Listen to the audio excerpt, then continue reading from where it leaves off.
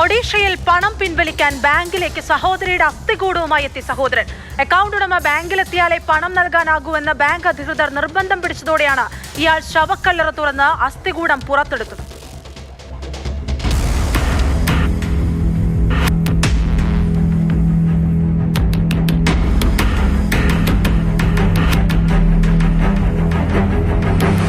സാമ്പത്തികമായി ഏറെ പ്രതിസന്ധി നേരിടുകയായിരുന്നു ജീത്തു മുണ്ട. അതിനിടെയാണ് സഹോദരിയുടെ പേരിൽ ബാങ്കിൽ നിക്ഷേപമുണ്ടെന്ന് ഇയാൾ അറിയുന്നത്. ഒഡീഷ ഗ്രാമീണ ബാങ്കിലായിരുന്നു കൽറ മുണ്ട എന്ന 56-കാരിക്ക് അക്കൗണ്ട് ഉണ്ടായിരുന്നത്. ഈ വർഷം ജനുവരിയിൽ അവർ മരണപ്പെട്ടു.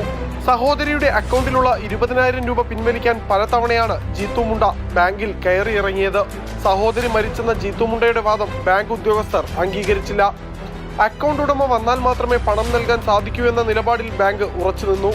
ഇതോടെയാണ് സംസ്കരിച്ച സഹോദരിയുടെ മൃതദേഹം കല്ലറ തുറന്ന് ജീത്തു മുണ്ട പുറത്തെടുത്തത്.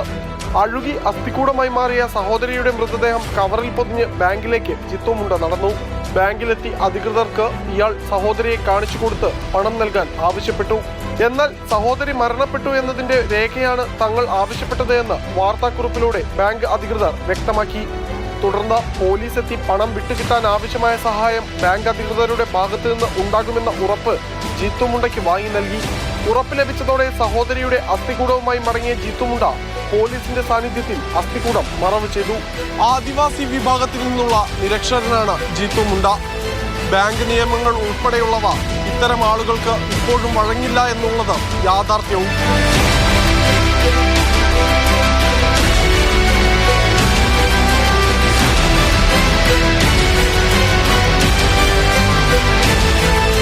വിഷ്ണു പ്രസാദ്, മാതൃഭൂമി ന്യൂസ്, ഡൽഹി.